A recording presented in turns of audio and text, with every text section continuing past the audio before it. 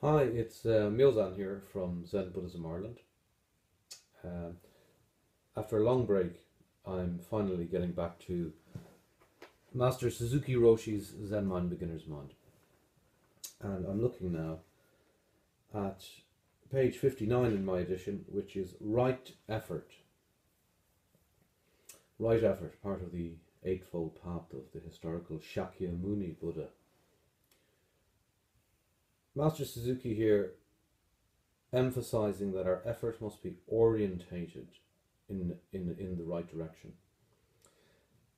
To put it simply, if we're doing the practice wrong, if we're understanding an effort is orientated in an incorrect direction, then this is pointless and maybe even damaging. The most important point in our practice is to have right or perfect effort. Right effort directed in the right direction is necessary. If your effort is headed in the wrong direction, especially if you are not aware of this, it is deluded effort. How can we become aware if we are engaged in deluded effort? Well, this is where the teacher comes in. We need somebody outside our own skin to look at us.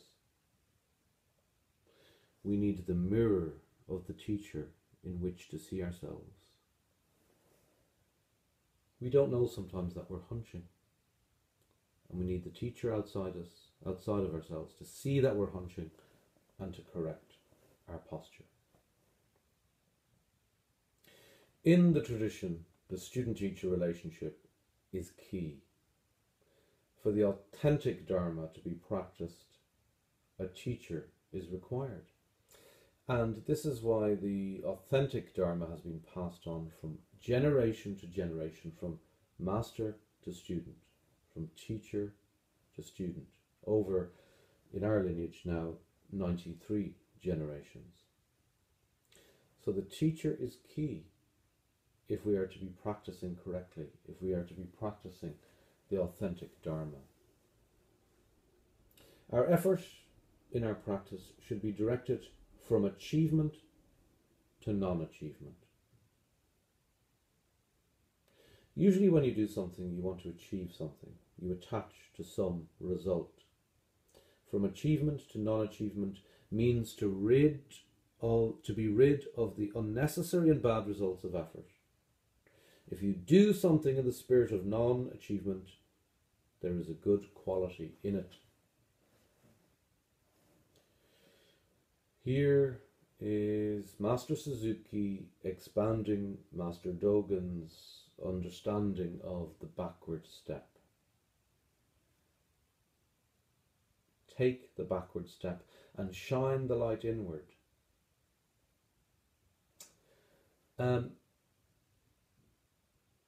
All the actions in our life are goal orientated. We are looking for the better job, we're looking for the better partner, the better life condition, the better salary, the better house. We're looking for happiness, to be free from anxiety, to be free from depression, all these things. If we put our zazen, our meditation, our shikantaza, just sitting practice, at the service of these goals, then our practice is incorrectly orientated. In fact, it's not shikantaza at all. It is not Zen practice. It is self-improvement, self-help. Whatever blessings and gifts flow from the practice of shikantaza, and there are many, this is not the goal of shikantaza. These outcomes are not the goal. We have no desire for outcomes in the practice of shikantaza. It is a radical practice.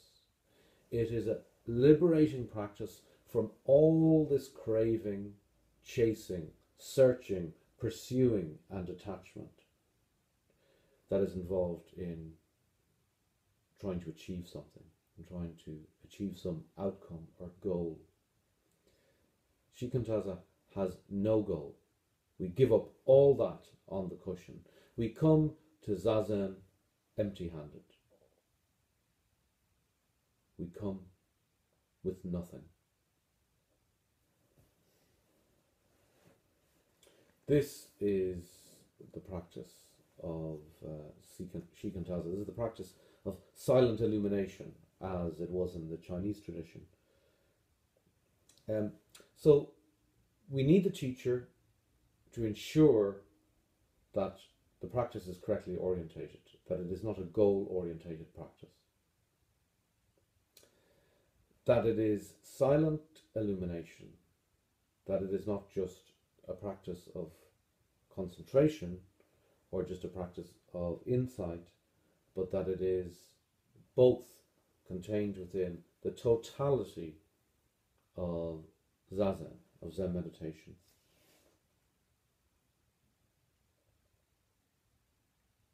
So, bring nothing to your practice. Bring no pride in your practice. Bring no aim to your practice. This is radical, but this is what is so amazing and radical about Shikantaza practice. People ask what it means to practice Zazen with no gaining idea. What kind of effort is necessary for that kind of practice? The answer is effort to get rid of something extra from our practice.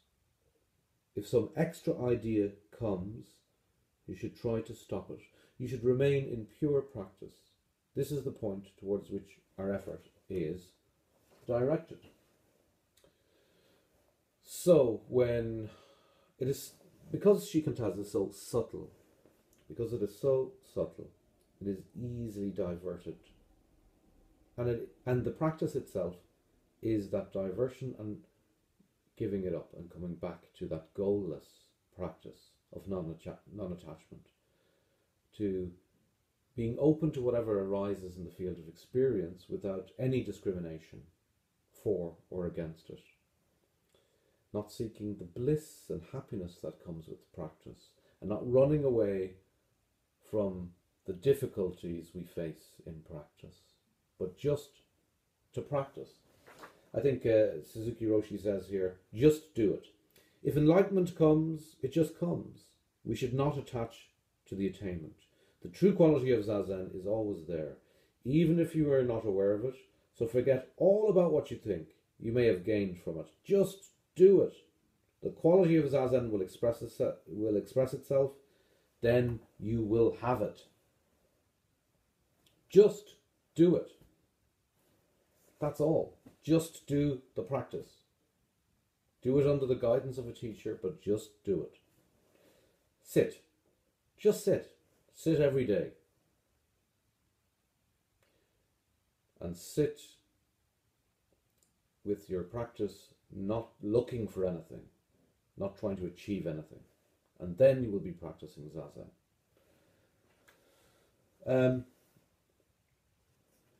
So we give up even the idea of enlightenment in this, because if we're searching and craving for enlightenment, I mean, how can enlightenment be possible? Because of course enlightenment is already present, waiting to manifest. So this idea of things being present and waiting to manifest from this source of all things is where Suzuki Roshi finishes his chapter here. We say to hear the sound of one hand clapping. Usually the sound of clapping is made with two hands, and we think that clapping with one hand makes no sound at all, but actually one hand is sound. Even though you do not hear it, there is sound. But if you clap with two hands, you can hear the sound. A little later he says, you are living in this world as one individual, but before you take the form of a human being, you are always there, always there. We are always here. Do you understand? You think before you were born, you were not here, but how is it possible for you to appear in this world? when there was no you. Because you are already there, you can appear in the world. This is the source of all things. This is the real, and all these myriad things are the apparent. And they are the same thing. Form is emptiness. Emptiness is form. From this emptiness, all form. From this potentiality, everything. Nothing is created and nothing is destroyed. When the causes and conditions are present, things manifest. When they are absent, they are no longer manifest.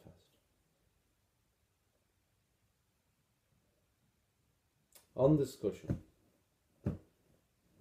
this is where the absolute and real and the apparent and the relative intersect. The Bodhisattva moves freely in this realm. This is the way. This is the way of the ancestors, and this is the way of our Zen school, of the Soto Zen school. So, great teachings here. Today from Suzuki Roshi. How these complex ideas from the deep and profound Zen tradition are so gently communicated by Master Suzuki for a contemporary audience. Okay, so let's leave right effort there. Next time, if there ever is a next time, I will start at page 62, which is No Trace. Maybe someday I'll finish the book. Maybe not. Thank you for your attention. Have a wonderful life and have a wonderful Zen practice.